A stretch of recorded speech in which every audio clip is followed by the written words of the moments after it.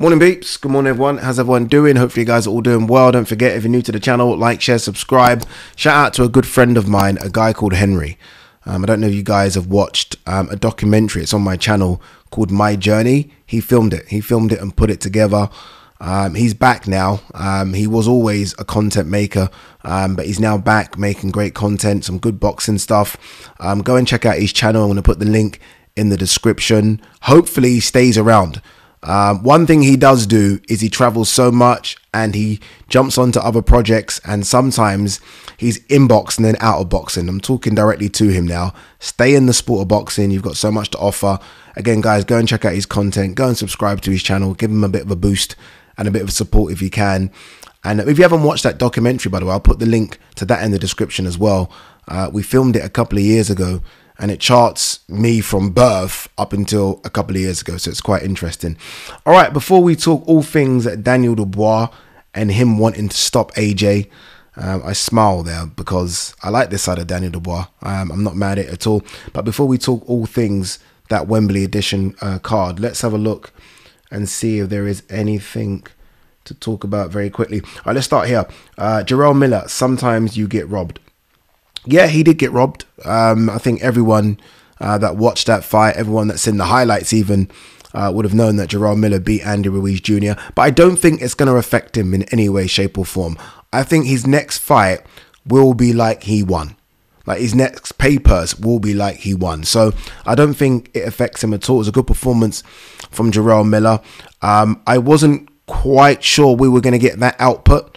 Jarrell Miller, prior to his suspension, was always famous for being able to kind of just go the 12 rounds like that, right? And his punch output was crazy as well. I thought that was because he was on performance enhancing drugs. Now that he's shown me he can do it without performance enhancing drugs, I view Jarrell Miller as a big problem for a lot of fighters in the heavyweight division. I'm not saying he's going to destroy guys in the top 10, but I think he'll put on good performances all the time. And I almost think Jarrell Miller is one of those fighters. If he can stay active, I'd put him on every single fight card. Like, he is so entertaining. Trust me, when you do what I do, interviews and face-offs and press conferences, to have a Jarrell Miller there is so important because he sells the fight, he gives you the energy, and he's definitely value for money. And again, there was a lot of talk about Derek Chisora next. I think Jarrell Miller will be looking for something bigger, but if the paycheck is there, he'll take the fight.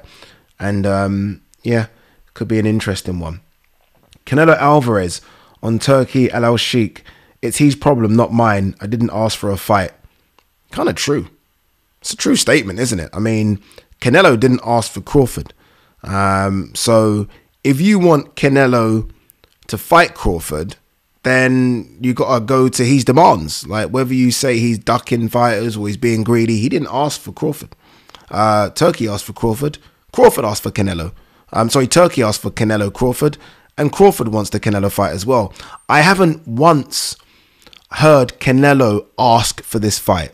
I mean, people have put questions to him. Would you want to fight Crawford? He's like, oh, why not? Here's the price. So he's right. I actually agree with Canelo on this one. I know people are going to say things. He's ducking this person, ducking that person. Didn't ask for the fight.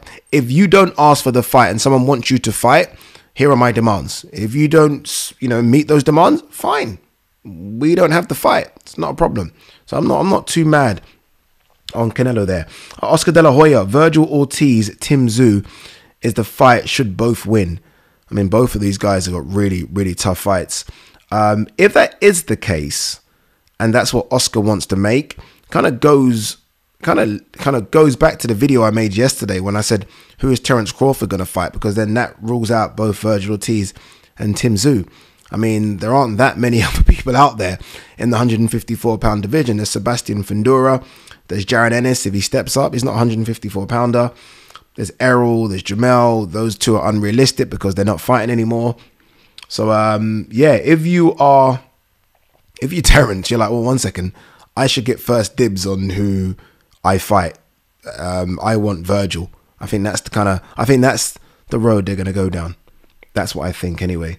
2 seconds. You know what? I did see something. I haven't addressed it. Obviously, look, I'm really, really, really happy with these Riyadh season cards. And it's not because I work for DAZN, but it's because I'm a boxing fan and we are getting fights that I didn't think we were going to see. Like, we are going to see, fingers crossed, no injuries, Bivol Beterbiev. We saw Fury Usyk. There are other matchups as well that I didn't expect to happen that I was excited for going into them. The fights didn't really live up to the hype, like Parker versus Wilder, for example. I was very happy with Kabiel versus Makhmudov. Look, hundreds, right? I'm so happy with the fights. A lot of people have complained about the length of the cards, and I think people complained about Eminem performing. On the Eminem thing, I kind of agree with a lot of people's observations. Maybe they went one or two songs too many. Like, Eminem could have just come out to Lose Yourself and that was it, and that was enough. 4 minutes and we move on. So that break, I think, between the co-main and the main was a bit lengthy. It was. But it's so difficult for me to complain about things like that when I'm still getting the fights I want to see. Ultimately, we're still getting the fights. Like, you don't have to... Like, I don't know if anyone... I never did this. I don't know if anyone actually sits down and watches the whole fight card. I mean, what are you doing? Like, no one's asking you, forcing you to watch 8 or 9 hours worth of boxing. Sometimes you just tune in for the fight you want to see. And ultimately, you are getting to see the fight you want to see. So I'm not saying don't complain, because I still think there are things that they need to improve when it comes to these Riyadh season cards. Like, I think a lot of people have spoken about ticket prices. Maybe they need to look at that. And maybe they do need to look at how many fights are on the card as well, because you do want it kind of fast and quick. But don't complain when we are getting what we want. Because honestly, like, if Turkey does walk away, could get bored of it and walk away, we're going to go back to what we had before, which is just dreaming about some of these matchups. These matchups wouldn't happen. We'll dream about them happening. So ultimately, I'm happy with what's going on, but there are a few things that they could improve. All right, let's talk about a Riyadh season card. Obviously, the Wembley edition is coming up. It's a busy couple of weeks because Canelo fights Belanga, and I think I'm doing that, and then obviously fly straight back for AJ Dubois. First world problems. It's right. I'm lucky. I know. Trust me. I know. I saw an interview with Daniel Dubois, and he was super confident. I think the interviewer asked him, "Is it win by any means?" And he was like, "Yeah, but I want a stoppage. I want a stoppage." Dubois is ready for this. Like, he's ready. Like, I feel like it's just, this fight is happening at the perfect time for him. Perfect time in what have you done for me lately? He's done some good stuff lately. Hrgovic, Jarrell Miller didn't look too bad against Usyk. It's perfect time in that he's settled with a trainer, Don Charles. He looks like a father figure. Don seems to have got the best out of him. Don, I was in a gym with Don and Derek when Dubois came in as a 17 or 18-year-old. So Don's known him a long time as well. It's not like a new trainer just landed on his lap. They've known each other a long time. And perfect time in terms of maturity and age. He's now a grown man, right? He's a grown man. He's been through some ups and downs, and mentally he seems fully ready. It's funny because both of these guys, that's been the question, isn't it? Mentally, where are they? Both of them are good, but let's focus on Dubois. Mentally, he looks really ready. And what I really liked was obviously doing the face-off and him standing up to AJ. I like that. I like that. You know, he could have easily kind of just vanished and like, oh, what am I doing? AJ's the bigger guy, the bigger, badder guy. But he was like, no. Stood up to him. No, we want to fight. And what you guys didn't see in the aftermath of that was Dubois took a long time to calm down. Dubois was ready. You know, it's crazy. You know how many people hit me up and said that was staged or fake or for TV? I'm like, what are you talking about? Like, that happened. I don't think, have I mentioned this? I'm not quite sure. That happened right at the end of the interview. So that was me wrapping up. That was like my final question to AJ, and that was wrapping up. So the face-off wasn't all explosive. It wasn't like that. It was just, you know, the general chit-chat. That happened right at the end. So it certainly wasn't staged or anything like that. Although I loved the moment because I've been waiting for a moment like that during a face-off, so it was good. So it certainly wasn't staged. But I was so happy that Dubois stood up for himself, and that kind of made me feel like, this boy ready. This boy's ready. He's ready mentally, he's ready physically, he's ready emotionally. He's just ready for it. And let's not forget as well, he is the champion. I don't know if he will view himself as the champion because he didn't win the belt in the ring per se, but he is walking to the ring as the IBF heavyweight champion. if you would have asked me prior to the Hrgovic fight, like, you know, percentage wise, what chance I give Dubois, I would have probably said 10, 15%. It's a lot higher than that now. It's a lot higher than that, just because of the things I just reeled off. I look at what work you've done, you know, and he's done a lot of good work. I look at him in the ring. He was taking some licks from Hrgovic. And I know some people will look at that as a negative, like, oh yeah, but he's taking too many punches. I look at it as, yeah, a bit of a negative, but also somewhat a positive. This guy can take some punches. And he's going to have to take some punches against AJ. But this guy's a bit of a problem.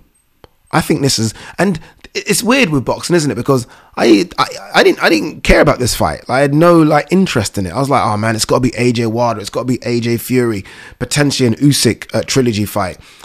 The last thing I thought about was Dubois. The last thing, all of a sudden now I'm like, yo, this AJ Dubois fight is going to be a fire fight. These are two guys who want to just get down, right? These are two guys that think they can knock each other out. Both have power. Both are incredible athletes. This is by no stretch of the imagination, and hopefully all AJ fans are listening to me. You guys know I'm an AJ fan. This is not easy work for AJ. This is not, and I repeat, not easy work for AJ. Like, this would have been AJ's toughest fight, at least on paper, since Usyk.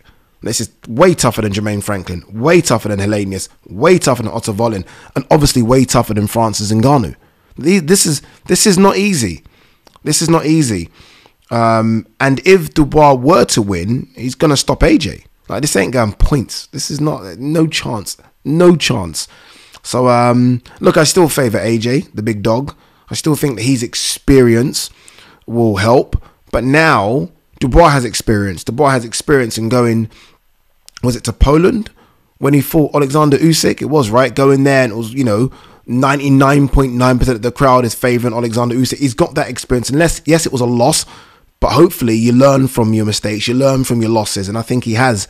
He's got the experience of having to really dig deep when Jarrell Miller, all 333 pounds of him, is fucking putting the pressure on, and he had to find something, and he found something. He's got the experience of being a massive underdog like he was against Hrgovic, and they're pretty much already making Hrgovic AJ in the background, and no, this guy was like, no, I don't think so. He's got that experience now. I ain't sleeping on him. Honestly, I ain't sleeping on him. I really ain't. I think this is a fantastic matchup. Again, I'm going to edge to my boy, AJ. I think AJ will get the job done inside 8. But I think it's going to be an incredible 8. I really do. I think it's a fantastic fight. I think there are so many good fights on this card. I think Boatsi versus Willie Hutchinson's a great fight. I can't wait for you guys to see the face-off I did between those two. They went straight at each other. Hutchinson has got my respect. I had Craig Richards as a massive, massive favourite in that 5 versus 5. Hutchinson slammed that door from the very first round. From the very first round, I was like, okay, Craig's got a bit of a problem here. And Craig couldn't really make the adjustments. I expect Boatsi to make some adjustments on it. But look, I'm excited for it. I think I read that 85 or 86,000 tickets have been sold. I think it will get to the 100,000. Again, we're 6 weeks away.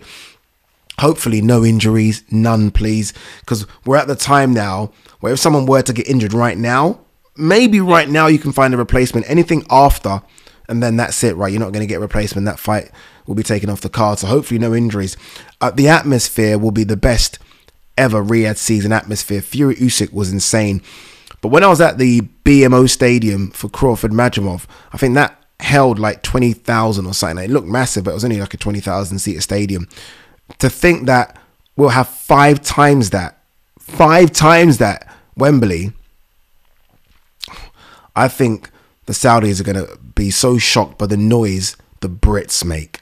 Like, the Mexicans are one thing, the Brits that travel to Riyadh are another thing. These Brits, wow. But yeah, look, should be a fantastic fight. Some other good fights on the card as well. Can't wait for them. I mean, Kakache Warrington's going to bring his army down from Leeds. I think the size difference is going to be a bit too much. Josh Kelly, Liam Smith, another good one. Hamza Shiraz, Tyler Denny. Are we going to sleep on Tyler still? I think he's proved himself to be at this level. But yeah, should be a good one. Dubois wants a stoppage. I don't think he will get it, but he's going to make me have a sweaty bum throughout the night. Trust that. Peace.